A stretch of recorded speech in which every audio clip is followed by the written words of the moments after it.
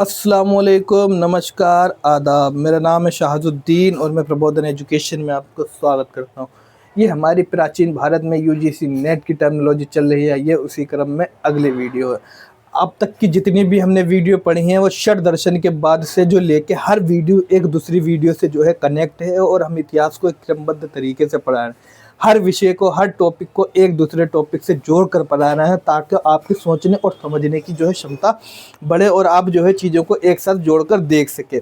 आज की टॉपिक हमारी कल वाली वीडियो पे जहाँ पे हमने छोड़ा था अद्वैतवाद को, आज हम वही अद्वैतवाद को करेंगे, जो कि एक बहुत ही इम्पोर्टेंट टॉपिक है, बहुत ही महत्वपूर्ण टॉपिक है जिसे लोगों को समझने में दिक्कत होती है। तो अब अद्वैतवाद हो क्या, मैं उस पर जो है बात करता हूँ। अद्वैतवाद में सबसे पहले क्या होता है, देखो, ब्रह्म एक तरफ हमने बना लिया, ब्रह्म, ठीक है, ब्रह्म इंडिकेट कर रहा है गॉड को। दूसरी तरफ बना लिया हमने जीव, जो कि जो है हमें इंडिकेट कर रहा है।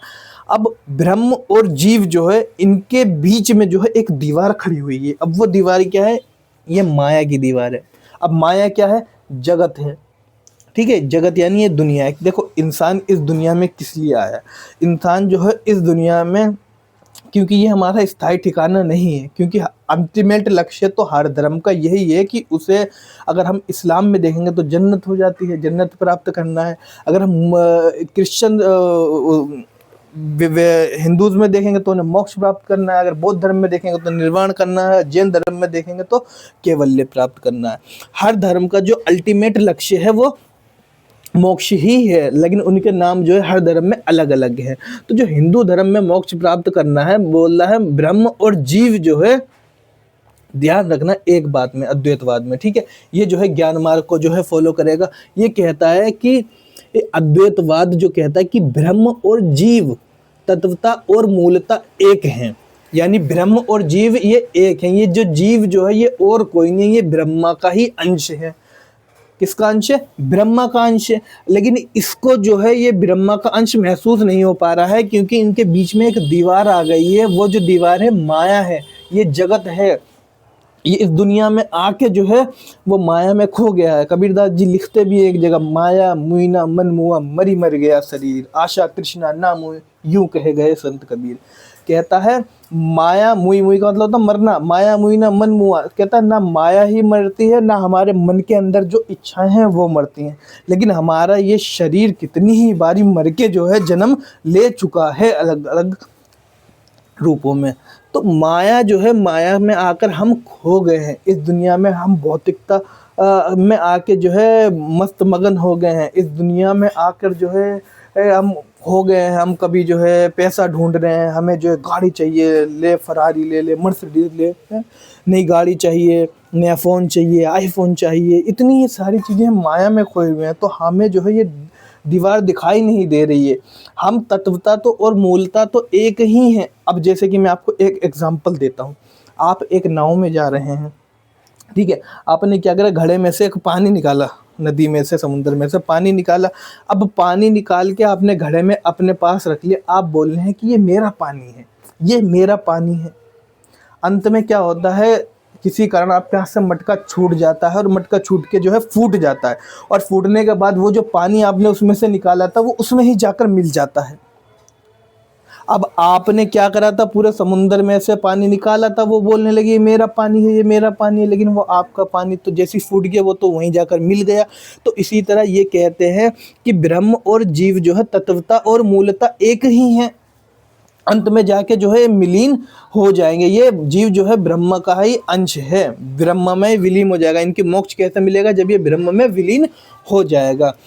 आपने देखा भी होगा कि एक कथन है कबीरदास जी का कि जल में कुंभ, कुंभ में जल है। ध्यान रखना ये, ठीक है, जल में कुंभ, में थोड़ा लिख देता हूँ, अब ध्यान रखना, जल में कुंभ है, कुंभ में जल, कुंभ में जल, जल में कुंभ है, कुंभ में जल है, बाहर भीतर पानी, ठीक है, ध्यान रखना, जल में कुंभ, कुंभ में जल है, बाहर भीतर पानी, फूटा कुंभ, फूटा कुंभ, जल ही जल समाया, ये है तथ्यो ज्ञानी।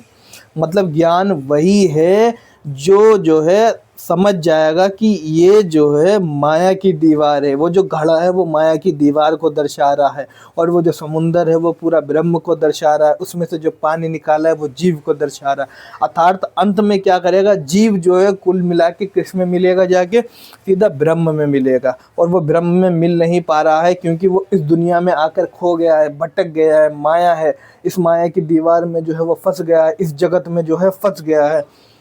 ठीक है।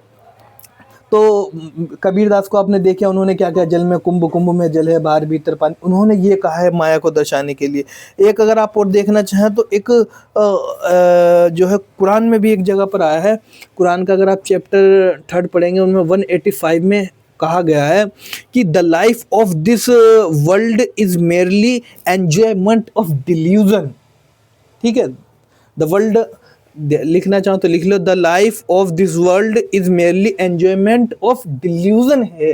गालिब ने भी यही कहा है एक जगह पर। गालिब ने भी कुछ एक तरह कहा है कि हस्ती के मत फरेब में आ जाइयो, हस्ती के मत फरेब में आ जाइयो, आ जाइयो असद, ये उनका एक और नाम है, असद गालिब का ही।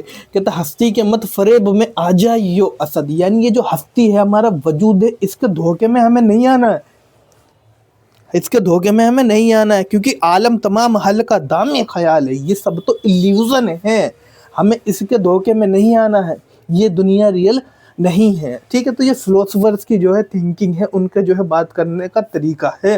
तो ये जो वर्ल्ड है सिर्फ इल्यूजन बताया गया है, वर्ल्ड को जो क्या बताया है, यूनिवर्स इज इल्यूजन है पूरा जो है। शंकराचार्य की फिलोसफी भी यही कहती है, वो कहते हैं ब्रह्म सत्य जगत मिथ्या, यानी ब्रह्म केवल सत्य है और ये जगत जो है केवल मिथ्या है।